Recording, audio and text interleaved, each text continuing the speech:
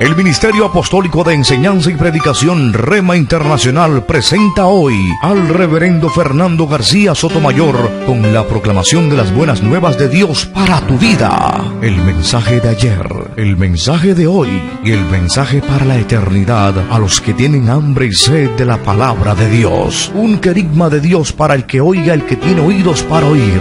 Escuche el dabar del Eterno a las naciones. Ahora es el tiempo para recibir el rema del Espíritu Santo a tu espíritu. Escuchemos con fe la memra del Señor para el alma.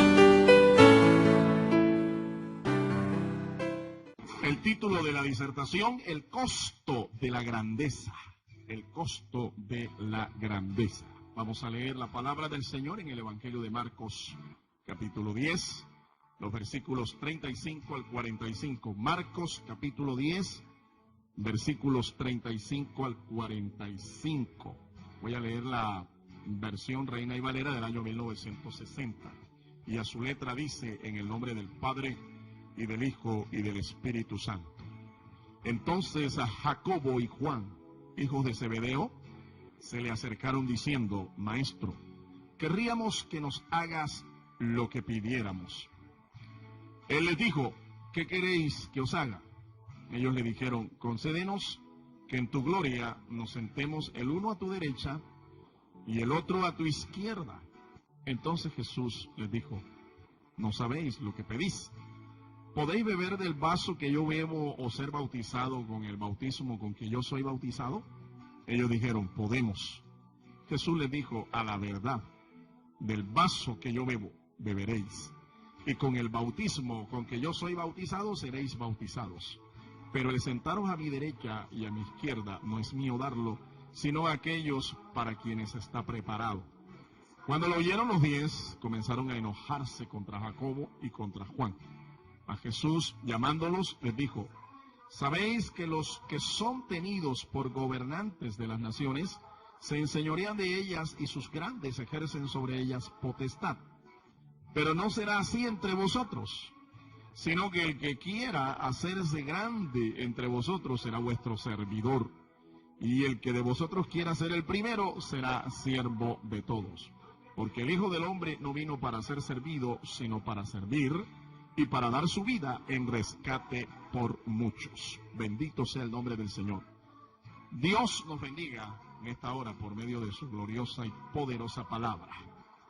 Debió ser muy frustrante para el Señor Jesucristo, que después de anunciar su pasión y su muerte por tercera vez a sus discípulos, 2 de ellos estuvieran más preocupados del lugar futuro que tendrían en el reino que por lo que Él les trataba de hacer comprender. Es frustrante realmente para cualquiera. Él está hablando por tercera vez de su muerte, y resulta que ellos están pensando es en la seguridad de su futuro. El uno quiere estar a la derecha y el otro a la izquierda cuando el Señor sea el Rey de Reyes y el Señor de Señores. Todo judío tenía la esperanza de la venida del reino, y estos discípulos del Señor Jesucristo no eran la excepción. Ellos querían ese lugar de preeminencia, un lugar de grandeza, un lugar en donde ellos pudieran tener el privilegio de dirigir, de gobernar. Era evidente el egoísmo de sus discípulos. Siempre habrá seres humanos que se preocuparán más por su prestigio y por su futuro que por el precio que hubiera que pagar para alcanzar la grandeza. Eso es un cuadro de lo que hoy fácilmente puede pasar en medio de nosotros también. La actitud de los discípulos es la de cualquier cristiano en el día de hoy que, en vez de ser un creyente espiritual, un creyente piadoso, fácilmente se convierte en un creyente egoísta.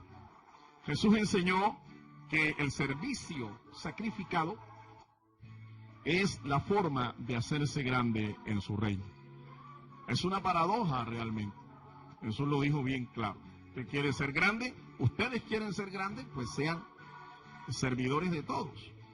Aquí, entre nosotros, en el reino, No es más grande el que más tenga conocimientos, o el que más tenga autoridad, o el que más mande, o el que más sepa, o el que más prestigio tenga, o el mejor nombre, o el mejor apellido, o la mejor situación económica. No, en el reino el más grande es el que sirve a los demás. Así es que aquí hay una paradoja, porque servir a los demás es una condición que para muchos es humillante, pero es así en el reino. En verdad, el mismo Señor se puso como ejemplo ante sus seguidores. La vida de Jesús fue una vida de entera consagración al servicio de los demás. Él fue el siervo de los siervos. El servicio cristiano eficaz, por eso, demanda una serie de condiciones muy serias. No es cualquiera al que se le puede llamar un siervo de Dios. Hay ciertas demandas, hay ciertas condiciones para ser reconocido como un siervo de Dios. En primer lugar, un total olvido de ambiciones personales. Un total olvido de ambiciones personales. Para lograr esto, es necesario morir al yo y vivir para Cristo. Porque cuando no se muere al yo, no se muere al ego, nunca vamos a poder servir a los demás. Siempre estaremos pensando en que los demás nos sirvan a nosotros, no en que nosotros sirvamos a los demás. Cuando se buscan los logros personales, lo que hacemos es edificar nuestro propio imperio y no el reino de Dios. Eso es importante para usted que es un consiervo, usted que es un pastor, es un ministro. Cuando nosotros lo que procuramos es los logros personales, no estamos edificando el reino de Dios, estamos edificando nuestro propio imperio. Y lo cierto es que hoy en día muchas iglesias y muchos ministerios parecen más un imperio que una verdadera iglesia, parte del reino de Dios. Encontramos allí faraones en estas iglesias, entre comillas. Encontramos emperadores, encontramos a veces hasta tiranos, ¿sí? Y parece más que todo un imperio, un emporio, y no una iglesia. Porque estos personajes, lo único que les hace falta es que le besemos la mano, le besemos el anillo, como se hace con el pontífice romano, todos los seguidores de él.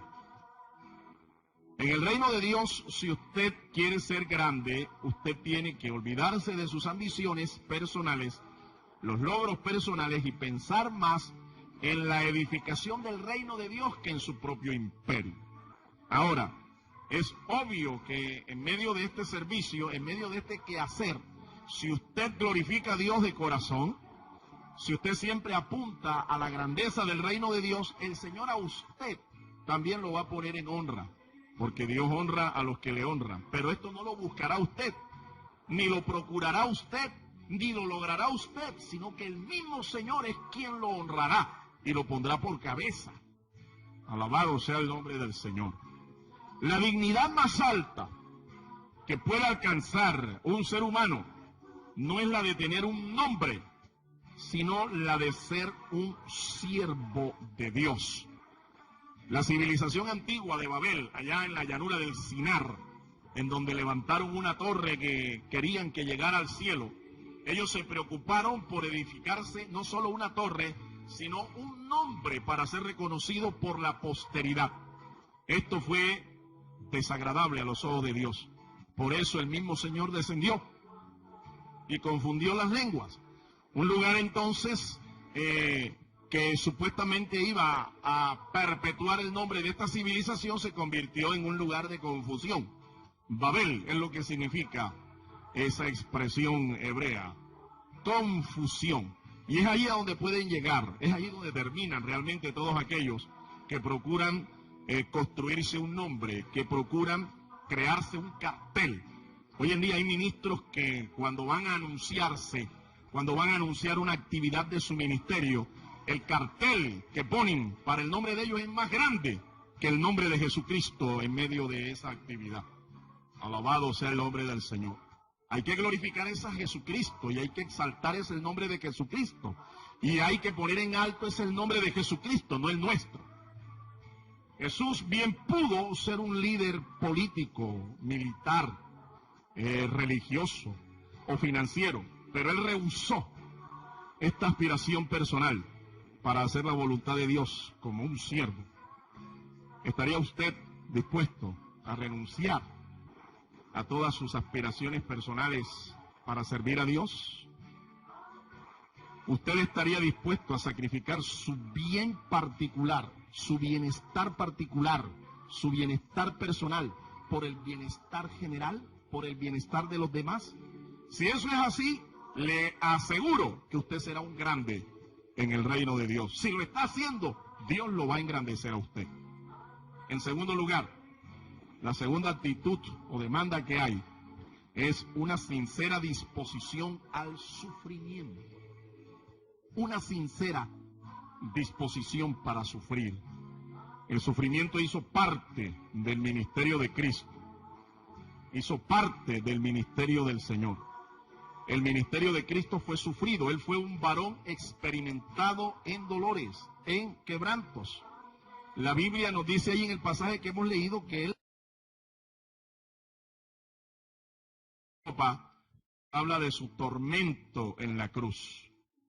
Note usted que en 3 ocasiones el Señor oró, porque la situación era cruel, era dura. Morir en esa cruz no era nada fácil.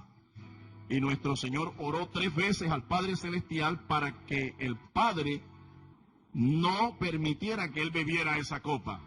Pero finalmente Él se doblegó ante la voluntad del Padre y tomó la copa. Él fue a la cruz y sufrió todos los tormentos de ese Calvario. Pues Él le dijo también a sus discípulos que de esa copa iban a tomar. El bautismo, Él dice también, el bautismo con el que yo voy a ser bautizado, ustedes también están dispuestos a tomarlo. Y ellos dijeron, sí, sí podemos. Y Jesús dijo, del bautismo del que yo voy a participar, ustedes también van a participar. Esto nos habla de su muerte cruenta allí en esa cruz, su muerte ignominiosa, vergonzosa en esa cruz. Los escritores sagrados nos muestran, Lucas nos da un detalle interesante. Era ignominiosa la forma en que moría un crucificado. Una de las cosas que él tenía que experimentar era que era despojado de toda su ropa.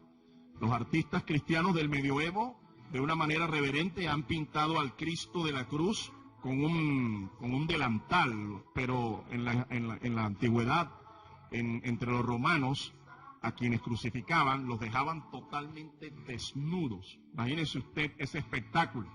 Por eso es que dice Lucas que las mujeres que estaban allí cerca, viendo la crucifixión, viendo este evento ignominioso, vergonzoso, estaban de lejos. Las que más cerca estaban, el texto en Lucas nos dice que de lejos observaban estas cosas. ¿Por qué de lejos? Por el espectáculo bochornoso que estaba allí.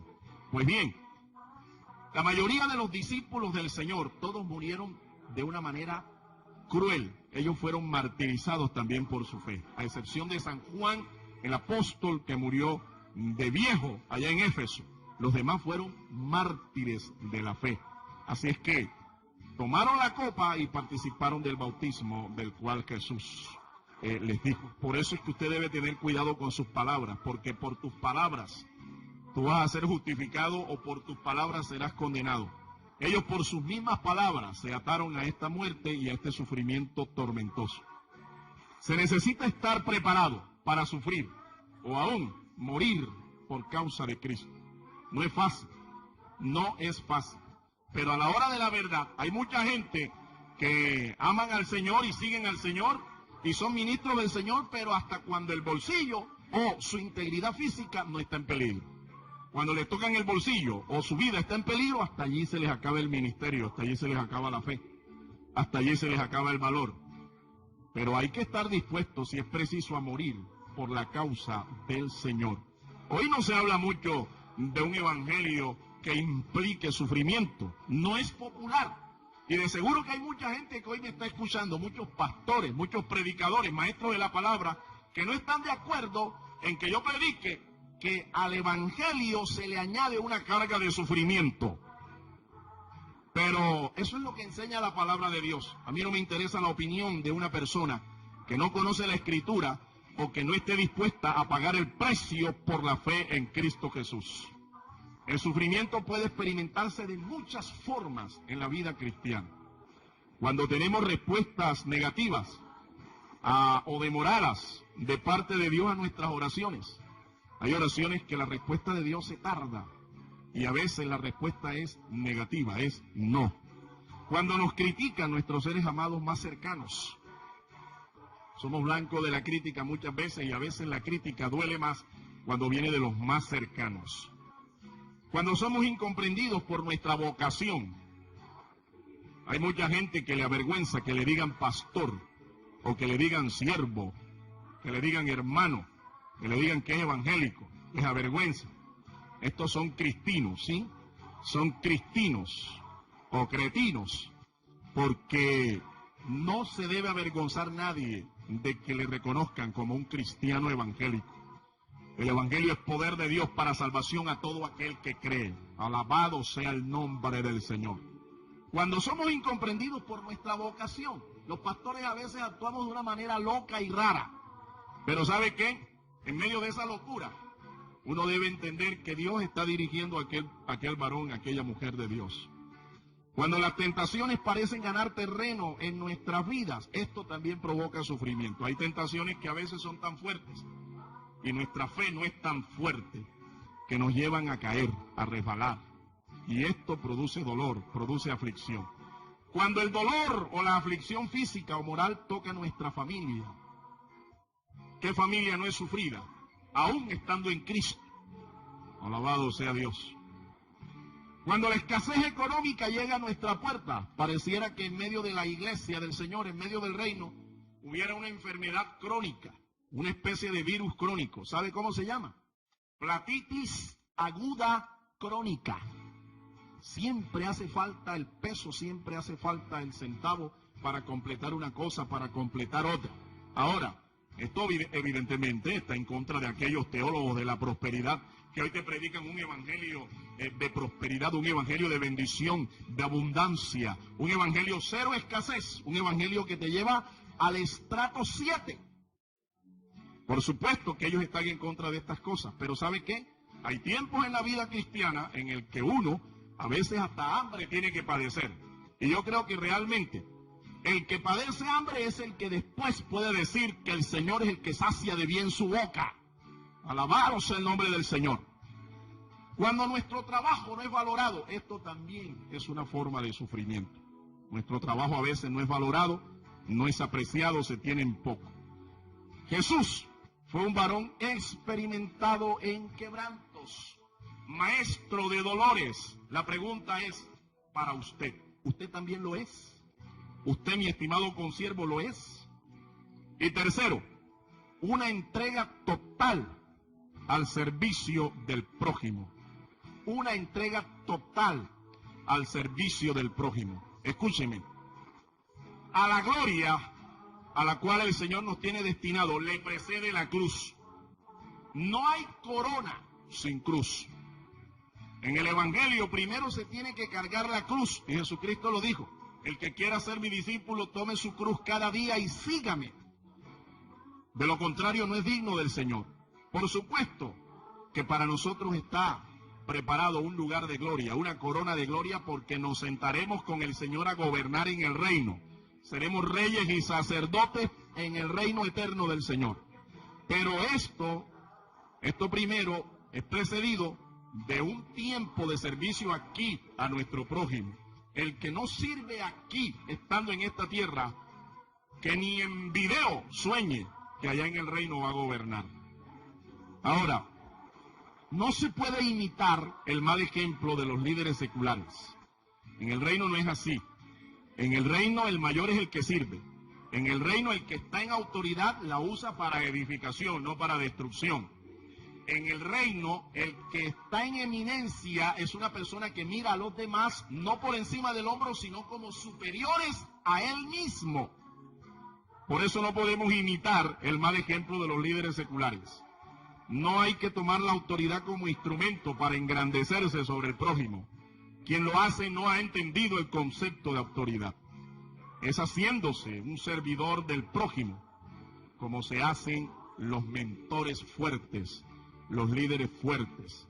Es imitando el ejemplo de nuestro Señor Jesucristo. Jesucristo olvidó sus títulos dignatarios, y hay que ver que los tenía.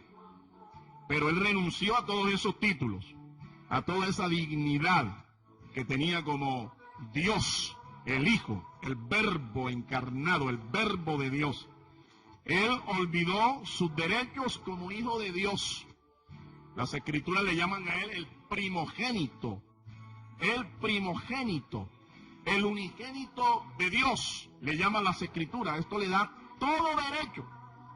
Jesús renuncia a todos esos derechos para servir al prójimo.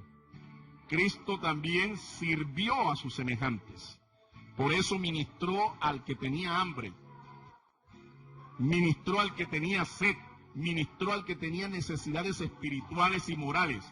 Se acordó que no solo de pan vivirá el hombre, sino de toda palabra de Dios. Pero cuando vio a los pobres con hambre, no les dijo, bueno, vamos a orar, vamos a predicar, y se quedó allí solamente. No, él también sació el hambre de estas personas.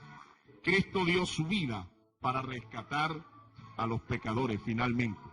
Y esto es lo que dice el evangelista Marcos en este pasaje, en el verso 45 del capítulo 10, donde hemos leído: el Hijo del Hombre no vino para ser servido, sino para servir y para dar su vida en rescate por todos. Él fue el precio. Él fue la persona que se entregó por nosotros. Su entrega en la cruz como sacrificio pagó el rescate por nuestra redención, por nuestra salvación. Por eso es que le pertenecemos a Él por dos vías. La primera, porque Él nos creó. Él es el creador nuestro. Por tanto, Él es el dueño de toda la creación. El salmista lo dice en el Salmo 24, versículo 1, de Jehová es la tierra y su plenitud, el mundo y los que en él habitan. Él es el Jehová del Antiguo Testamento. Nuestro Señor Jesucristo es el Jehová del Antiguo Pacto. Pero también le pertenecemos a Él porque nos rescató. Cuando estábamos perdidos en el mercado del pecado, en el mercado del diablo, Él nos compró. Nos compró como se compra un esclavo, pagando el precio de nuestro rescate. Y el precio fue bastante alto. Su vida por la nuestra. Su vida por la de nosotros. Así que no hago mi vida lo que yo quiera, porque yo soy el dueño de mi vida. Si nosotros fuéramos el dueño de nuestra vida, supiéramos cuándo vamos a morir, le pusiéramos una fecha y muriéramos cuando quisiéramos. Pero esto no lo determinamos nosotros. Esto lo determina nuestro dueño, nuestro creador, nuestro redentor y sustentador. A Él sea toda la gloria, la alabanza y el poder. Quiero concluir en esta hora. Alguien dijo: quien no vive para servir, no sirve para vivir. Y esto es una gran verdad. Por eso, la vida nuestra debe tener un propósito. Ahora, si el destino de nosotros es la grandeza, entienda que el medio a través del cual vamos a llegar allá a ese destino es el servicio. Así que sirvamos aquí mientras más podamos. ¿Cuál es su máxima aspiración en la vida? ¿Cuál es? ¿Ser un gran doctor? ¿Ser una persona eminente? ¿Una persona prestigiosa, adinerada? ¿Cuál es su máxima aspiración en la vida? ¿Usted estaría dispuesto a sufrir por la causa de Jesucristo? ¿Estaría usted dispuesto a sufrir por confesar la fe en Cristo? ¿Estaría usted dispuesto a servir por la causa de Cristo? Dejando a veces hasta una profesión, dejando a veces hasta un lugar de prestigio en la sociedad. ¿Usted estaría dispuesto a todo eso? Si son positivas sus respuestas, le aseguro, se lo declaro en el nombre de Jesucristo, usted será un grande en el reino de Dios. Pero si por el contrario sus respuestas son negativas, probablemente usted será grande aquí en el mundo. Usted será una persona reconocida, pero pequeño en el reino de Dios. Ahora, ¿qué quiere usted? ¿Ser un grande aquí en el mundo o un grande en el reino de Dios? Tú escoges el tipo de grandeza que desees, pero seguro que tu decisión afectará tu futuro eterno, ya sea en gloria y honra o en vergüenza y deshonra. Es mi deseo que sepas pedir bien al Señor y que no actúes como sus dos discípulos egoístas. El relato bíblico nos afirma que Jacobo, uno de los que pidió estar al lado del Señor, murió por mano de Herodes Agripa unos años más tarde. Él estuvo dispuesto a beber la copa y a ser bautizado en el sufrimiento, pero su fidelidad le aseguró una corona de vida en el reino de Dios. Juan fue el último de los discípulos que murió, y murió de viejo, murió en la isla de Patmos, pero sufrió bajo el emperador Domiciano. Fue desterrado a la isla de Patmos. Domiciano lo envió allá. Sufrió, aunque después murió de viejo. La pregunta finalmente para usted es, ¿usted está dispuesto también a beber la copa y ser bautizado en el mismo sentir? ¿Estaría usted dispuesto? Recuerde, sin la cruz no hay corona. No puede haber gloria sin sufrimiento. Es la marca real y auténtica del cristianismo. Escúcheme, no es la bendición económica, no es la bendición financiera el signo de que Dios está contigo. No, porque el diablo también puede prosperar a la gente. Pero sí es un signo vital, es un signo que no se puede negar, de que Dios está allí cuando usted sufre por la causa del Señor, cuando usted sufre por la fe cristiana, cuando usted está dispuesto a pagar el precio para sufrir las aflicciones de un verdadero cristiano. Finalmente termino con estas palabras. Las Escrituras nos dicen que son muchas las aflicciones del justo, pero de todas ellas le librará el Señor. El justo con dificultad se salva. La puerta para la entrada al reino es estrecha, no es ancha. Todo aquel que quiera vivir piadosamente en Cristo Jesús va a padecer persecución, va a padecer dolor, va a padecer sufrimiento. No se deje engañar usted con otro evangelio diferente, porque ese no es el verdadero y auténtico evangelio de nuestro Señor Jesucristo. Dios te bendiga.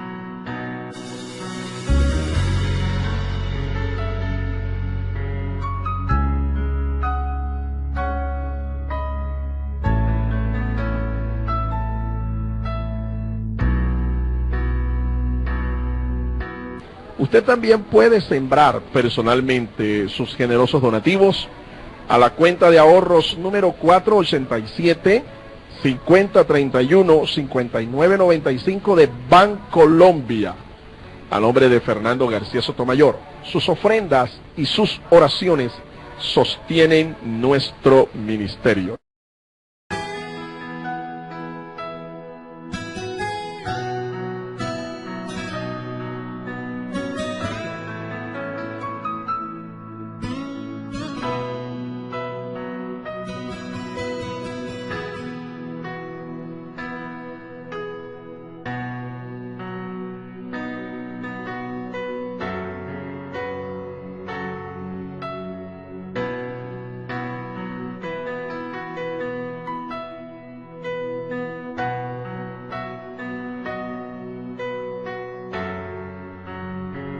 El Ministerio Apostólico Rema Internacional pone a disposición esta predicación. Ofrecemos ministración a simposios, seminarios, campañas evangelísticas, educación globalizada sana y de carácter interdenominacional. Escríbanos a ministerioremainternacional@gmail.com o llámenos al celular 316-270-7181.